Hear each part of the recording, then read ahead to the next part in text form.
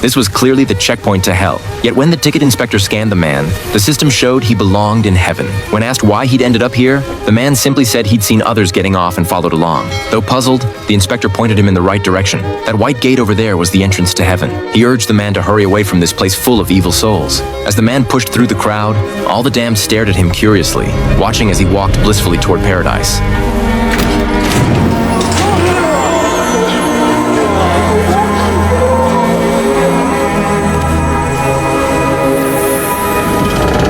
Seeing this was actually an entrance to heaven, the crowd surged forward, fighting to get through the gate, but they failed to notice the door had quietly turned black.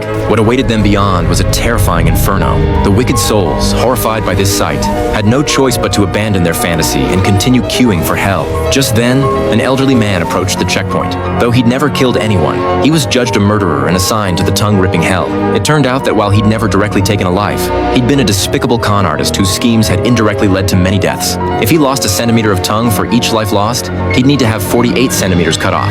Agonizing screams echoed from hell as 3 male high school students were sent to the screaming hell for campus bullying. Even facing punishment, they refused to admit guilt.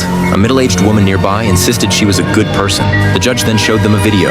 A female celebrity who couldn't bear the vicious online comments anymore had fallen into depression and died. The judge of hell bound these cyberbullies together as an enormous keyboard descended from above. This would be their final destination.